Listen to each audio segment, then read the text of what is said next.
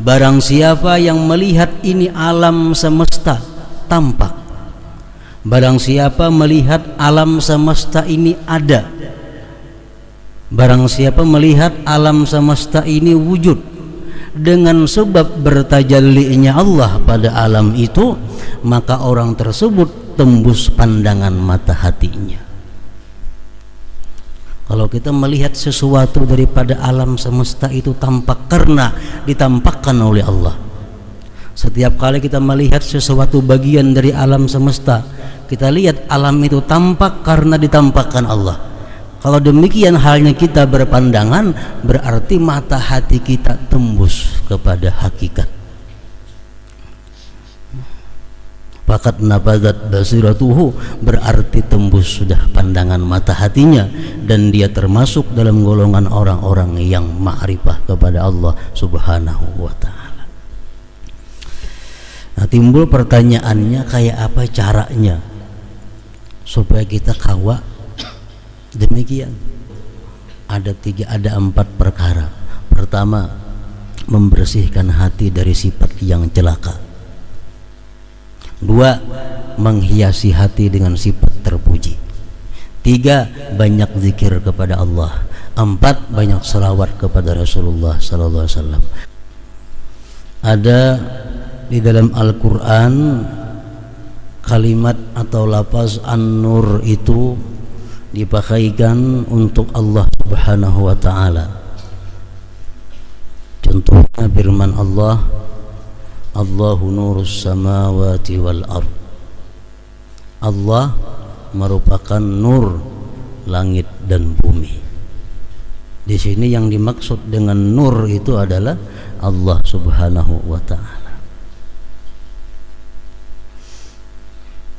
Ada lagi yang dimaksud dengan nur itu adalah junjungan kita Nabi besar Muhammad sallallahu alaihi wasallam, sebagaimana firman Allah yang berbunyi, qad ja'akum minallahi nuru wa kitabum mubin. Telah datang kepada kalian dari Allah nur dan kitab suci Al-Quran. Dimaksud dengan telah datang kepada kalian dari Allah nur, itu maksudnya adalah junjungan kita Nabi besar Muhammad sallallahu alaihi wasallam. Ada lagi yang dimaksud dengan nur itu adalah Al-Quran. Fa'aminu billahi wa rasulihi wan nuril ladzi anzalna. Berimanlah kalian dengan Allah, dengan Rasulnya, dan dengan nur yang kami turunkan. Maksud nur di sini adalah Al-Quran. Ada lagi di dalam Al-Quran yang dimaksud dengan nur itu adalah Islam.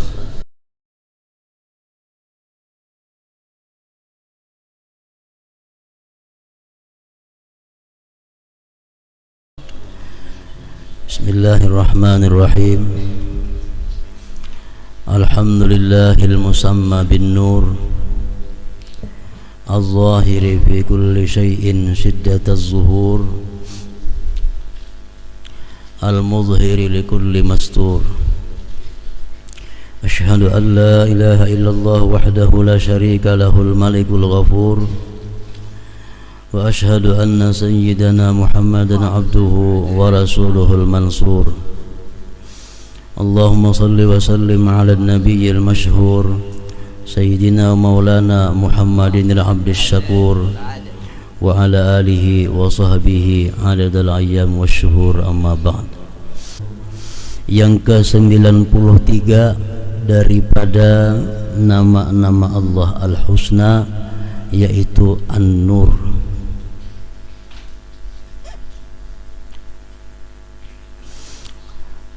Kalimat An-Nur di dalam Al-Quran dipakaikan untuk beberapa macam. Ada di dalam Al-Quran kalimat atau lafaz An-Nur itu dipakaikan untuk Allah subhanahu wa ta'ala. Contohnya firman Allah, Allahu nurus samawati wal ard. Allah merupakan nur langit dan bumi.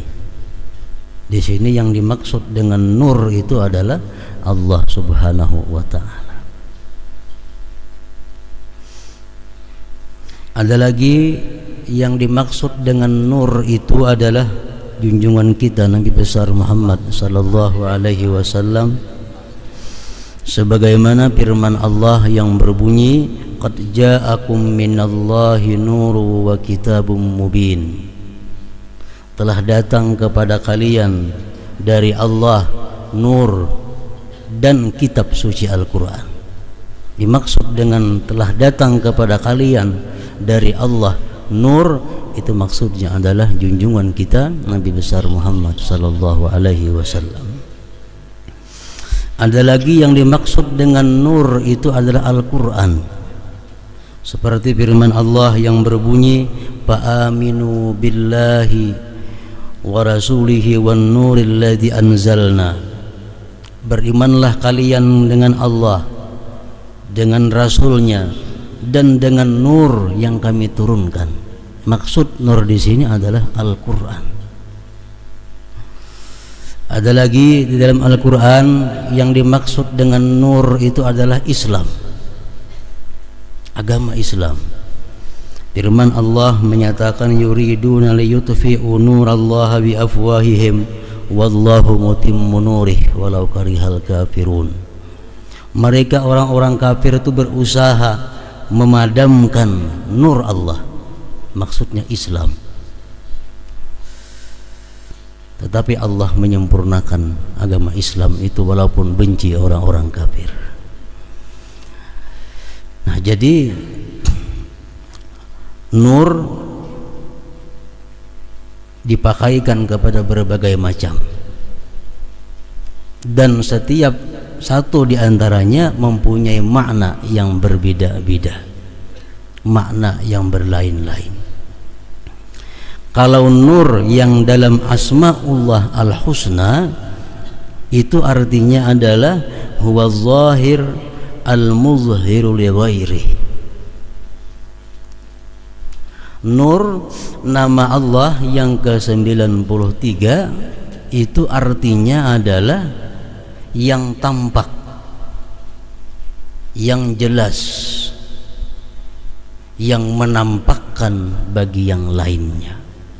Nah, itu maksud daripada nur dalam Asma'illah Al-Husna.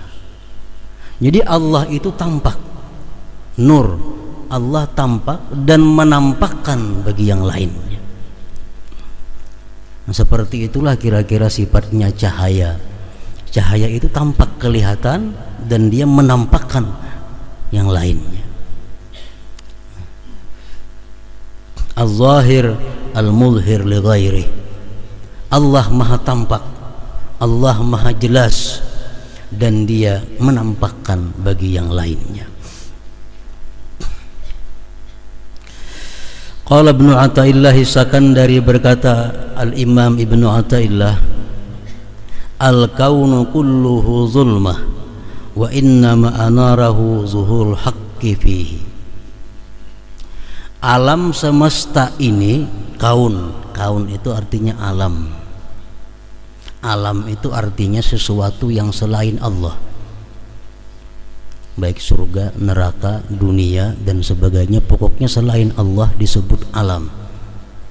Alam itu ia kaun, bahasa lainnya lagi. Alam semesta itu seluruhnya adalah gelap gulita, zulma. Hanya saja alam semesta itu menjadi terang, hanya saja alam semesta itu menjadi ada, kelihatan wujudnya, karena tajallinya Allah pada alam semesta itu, karena tampaknya Allah pada alam semesta itu. Lalu alam ini menjadi terang, menjadi tampak, menjadi kelihatan.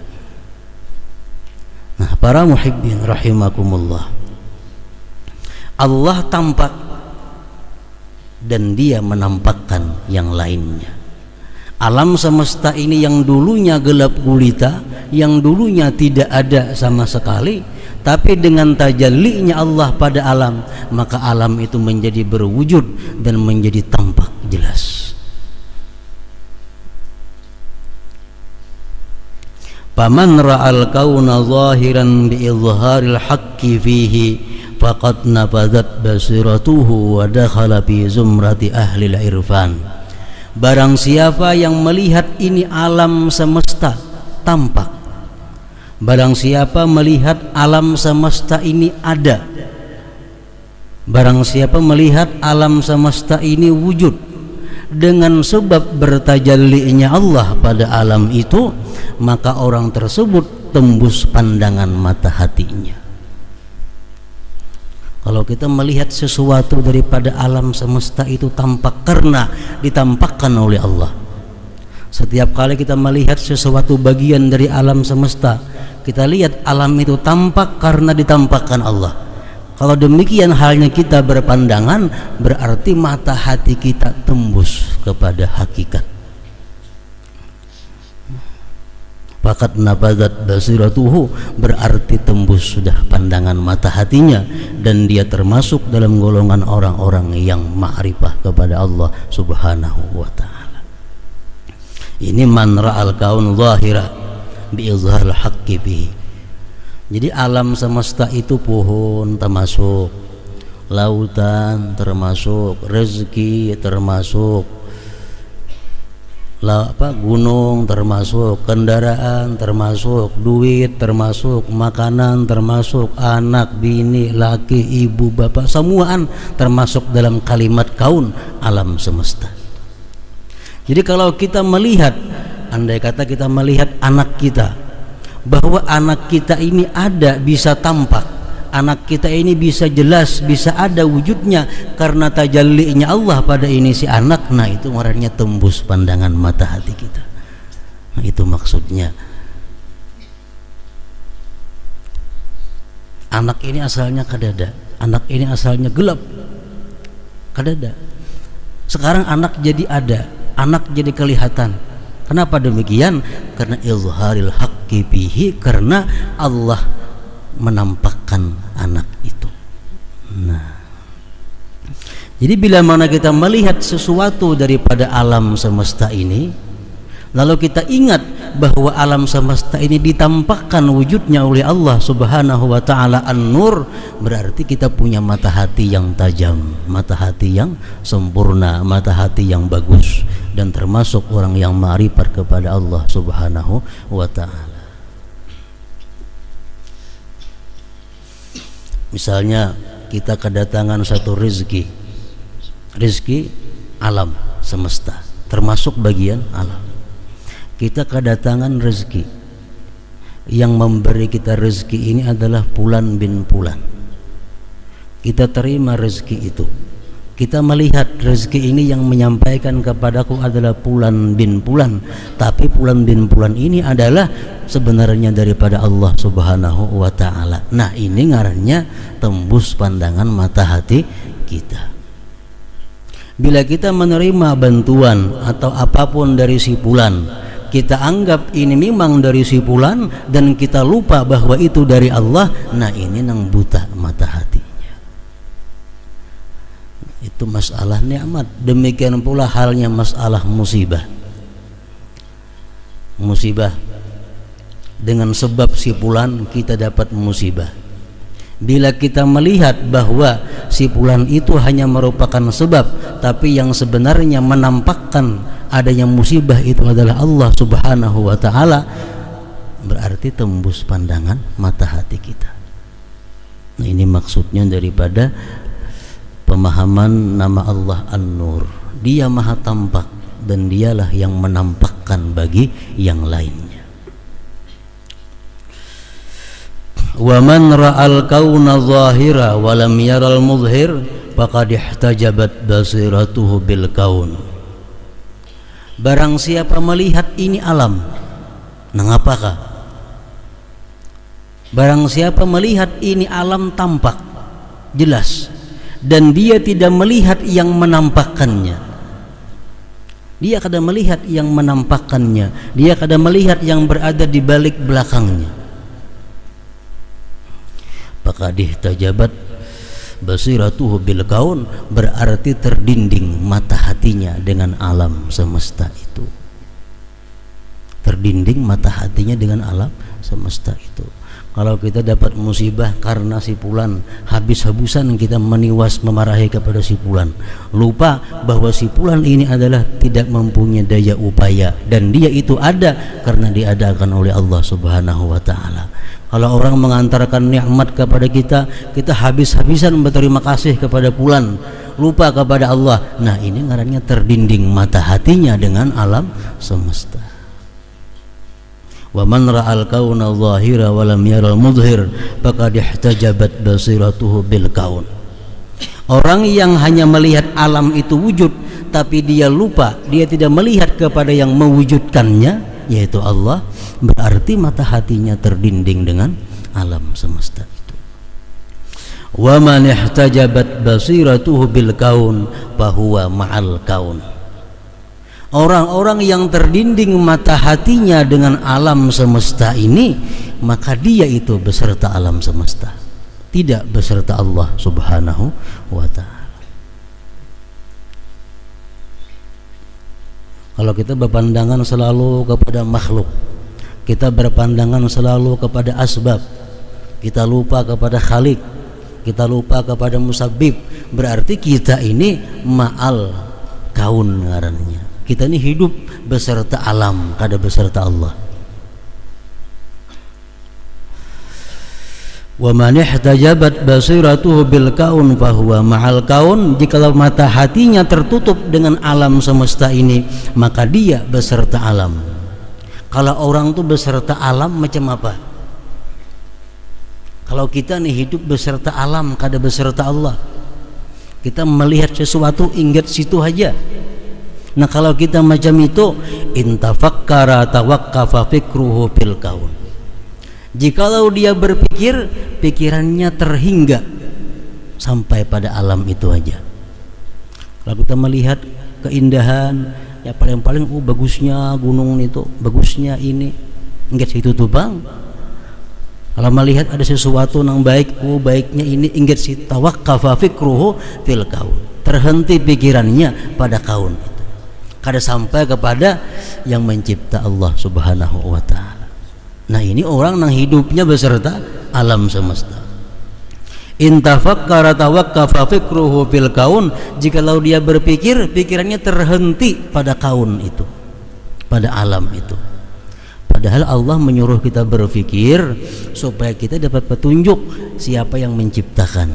Kan demikian.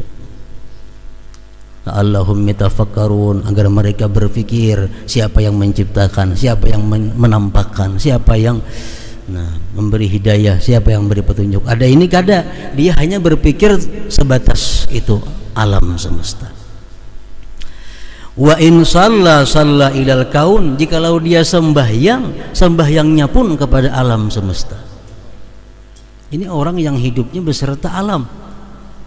Dia sembahyang modelnya aja sembahyang, tapi padahal sembahyangnya itu adalah kepada alam semesta.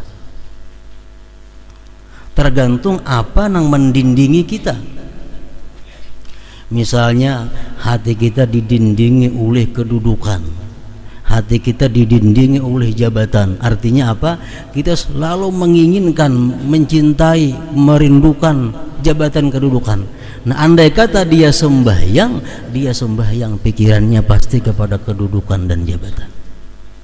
Andai kata kita seorang pengusaha yang pikirannya adalah jual beli, yang pikirannya adalah keuangan, pikirannya adalah duit, ingat situ aja, dia lupa kepada yang menampakkan duit, dia lupa kepada yang menampakkan usaha, pikirannya hanya usaha dan duit. Andai kata dia sembahyang, pasti sembahyangnya kepada duit, pasti pikirannya dagangan, pasti pikirannya keuangan. Orang nang bertani, orang nang jadi buruh, kalau dia hanya terbatas hidupnya beserta alam, andai kata dia sembahyang, pikirannya pasti pertaniannya, gawiannya, samuan. Wa in shalla shalla idal kaun, jikalau dia sembahyang dia kepada alam. Maka itu juga hanya orang yang berilmu, dia menggali ilmu, dia menelaah ilmu, tapi dia lupa bahwa ilmu ini adalah merupakan sifat daripada sifat Allah. Ingat ilmunya aja. Nah, sampainya pun sembahyang pasti dipikirkannya adalah ilmu. Nang dipikirkannya pasti ilmu. Macam kisah Imam Ghazali waktu beliau belum mendapatkan sesuatu yang sangat istimewa dari Allah. Beliau dalam kisahnya seorang ahli ilmu. Beliau mengarang kitab Masalah Haid. Karang kitab Masalah Haidnya perempuan. Ilmu fikih. Begitu asik mengarang, tiba-tiba orang sampai azan sembahyang, sidin jadi imam. Adik beliau bernama Ahmad Al-Ghazali umpat sembahyang di belakang di antara jamaah masjid itu. Nah, parahatan sembahyang, adiknya Imam Ghazali ini mufarakah lawan kakaknya Imam Ghazali. Nang imam kakak Imam Ghazali, si ading tahu-tahu mufarakah di pertengahan sembahyang, bulik ke rumah, ditakoni nang mama, kenapa kamu parakah kada mau ikut kakak? Nah, ujarna ading, hati kakak tuh berdarah najis, lu kada kau sembahyang umpat lawan orang nang benajis. Setelah selesai sembahyang, Imam Ghazali bulik ke rumah, ditakoni, kenapa hati ikam benajis wahai Ghazali? Ujar ading ikam tadi.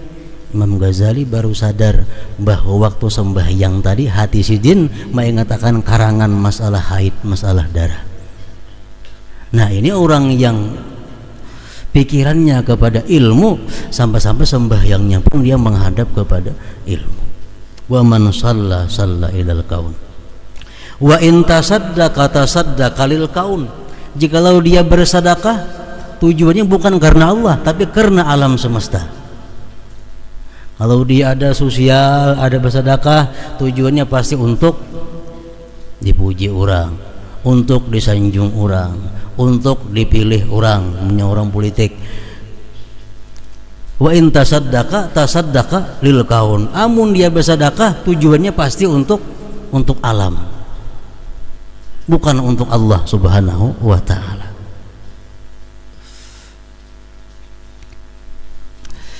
Wa in radiya radiya bil kaun, jikalau dia ridha dengan makhluk ini. Dia kadang memikirkan keridhaan Allah, yang penting orang senang. Wa in syakara syakaral kaun, jikalau dia bersyukur, dia pun bersyukur kepada makhluk, dia bersyukur kepada alam. Nah, para muhibbin rahimakumullah.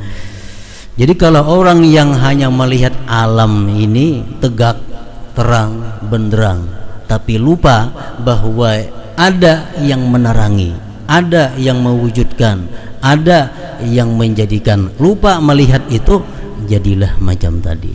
Sembahyang itu sembahyangnya, bersedekah ka itu bersedekahnya, berpikir ka itu pikirannya. Ia mencari keridaan manusia dicarinya. Kalau berterima kasih kepada manusia, berterima kasih, lupa kepada Allah Subhanahu wa ta'ala. Al-mu'min bismillahir nur alladhi yara Allah ta'ala zahiran bi kulli syai' mudhiran li kulli syai'.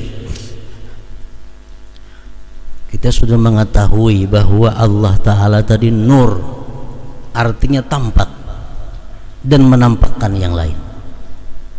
Kalau kita sudah tahu itu, kita beriman dengan demikian, lalu kita macam apa? Kita mesti melihat Allah Ta'ala itu tampak pada tiap-tiap sesuatu, dan dialah yang menampakkan bagi yang lainnya. Kita melihat sesuatu, kita ingat bahwa itu ditampakkan oleh Allah Subhanahu wa ta'ala. Kita melihat bulan, kita ingat bahwa bulan itu ada karena ditampakkan oleh Allah Subhanahu wa ta'ala. Kita melihat seseorang ini, kita ingat bahwa orang itu ada karena ditampakkan oleh Allah Subhanahu wa ta'ala. Nah, itulah orang yang beriman dengan nama Allah An-Nur. Setiap melihat bagian daripada alam, dia ingat bahwa itu ditampakkan oleh Allah Subhanahu wa ta'ala.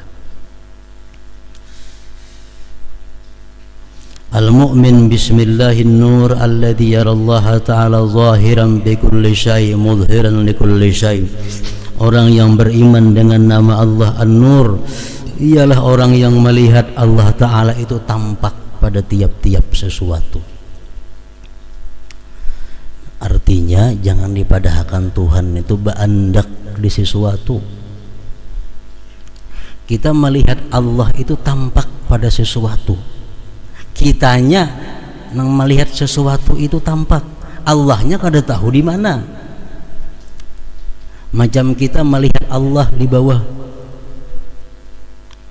pohon kelapa, kita melihat bulan purnama di bawah pohon kelapa, kitanya yang berada di bawah pohon kelapa, bulannya jauh di atas sana. Jangan beranggap bulan di bawah pohon kelapa. Rasulullah bertemu dengan Allah di mustawa, Rasulullahnya yang berada di mustawa, Allahnya kada tahu. Nah, kalau kita melihat sesuatu, kita melihat Allah tampak di sana, kita melihat sesuatunya di sana, Allahnya tampaknya di mana kada tahu. Jadi jangan sampai kita beretikat bahwa Allah itu berandak di gunung, Allah berandak di laut, Allah berandak di langit. Nah, kalau demikian kita menempatkan Allah di suatu tempat, berarti kita bid'ah, bersalahan dengan etikat yang benar. Para muhibbin rahimakumullah, Imam Ali pernah berkata, ujar Sidin, al-haqqu laisa min syai' wala fis syai' wala fawqa syai' wala tahta syai'. Allah Ta'ala itu bukan dari sesuatu, dan dia tidak berada pada sesuatu. Allah Ta'ala itu tidak di atas sesuatu dan tidak di bawah sesuatu. Kenapa demikian? Karena ujar Sidin, idlaw kana min syai' lakana makhluqa. Andai kata Allah itu berasal dari sesuatu, berarti Allah itu makhluk. Kalau Allah berasal dari sesuatu, berarti Allah itu baharu. Jadi Allah bukan dari sesuatu, Allah bukan dari alam semesta. Walau kana fawqa syai' lakana mahmula. Andai kata Allah berada di atas sesuatu, berarti Allah ditanggung. Allah di atas kursi, berarti kursi yang menanggung Allah Ta'ala. Allah berada di atas langit, berarti langit menanggung Allah Ta'ala. Itu mustahil. Walau kana fi syai'in lakana mahsura. Andai kata Allah berada di dalam sesuatu, berarti Allah tak kurung. Allah dalam alam semesta, berarti ganal alam pada Allah. Berarti alam kau mengurung Allah Ta'ala, mustahil juga. Walau kana tahta syai', jikalau Allah itu berada di bawah sesuatu, lakana makhura, berarti Allah terkalahkan. Allah di bawah kita umpamanya, berarti tertinggi kita pada Allah. Nah, jadi Sayyidina Ali, Allah bukan berasal dari sesuatu, Allah kada berada pada sesuatu, Allah itu kada di atas sesuatu, Allah kada di bawah sesuatu. Ada yang bertanya kepada Sayyidina Ali, kalau macam itu di mana Allah Ta'ala? Fa'aina Rabbuna, di mana Tuhan kita? Mendengar itu Sayyidina Ali fataghayyara wajhu, dia marah. Wasakata, kemudian beliau berdiam saatan sesaat, sumaqal, lalu beliau menjawab. Ugiasidin, perkataan di mana Allah, pertanyaan di mana Allah itu menanyakan tempat ngarannya. Di mana ya Allah Ta'ala? Berarti menanyakan di mana tempatnya Allah Ta'ala. Nah, sedangkan Allah Ta'ala itu, ujar Sayyidina Ali, sudah ada sejak dahulu kala sebelum adanya tempat. Allah sudah ada sebelum adanya tempat. Sebelum ada kursi Allah sudah ada, sebelum adanya aras Allah sudah ada, sebelum adanya langit Allah sudah ada, sebelum adanya gunung Allah sudah ada, sebelum adanya alam semesta Allah sudah ada. Wa kana Allah wala makan. Allah sudah ada, tempat belum ada lagi. Summa khalaqal makan wa zaman, hanyar Allah menciptakan tempat dan masa. Jadi tempat dan masa tadudi diciptakan oleh Allah. Wa huwal an kama kana, Allah sekarang ini adalah sama seperti Allah dahulu. Di mana tempatnya? Allah sudah ada sebelum adanya tempat.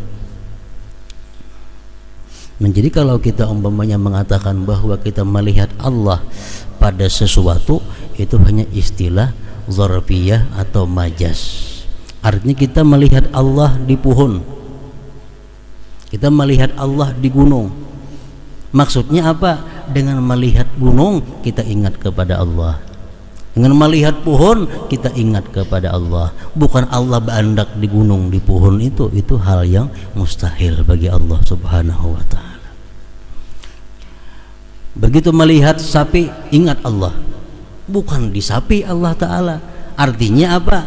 Sapi itu penyebab kita ingat kepada Allah subhanahu wa ta'ala. Nah, itu maksudnya. Al-mu'min bismillahir nuril ladzi yarallahu ta'ala zahiran bikulli syai' mudhiran likulli syai'. Kita percaya kepada An-Nur, bahwa itu nama Allah, maka kita akan melihat Allah itu tampak pada segala sesuatu, dan dialah yang menampakkan bagi segala sesuatu.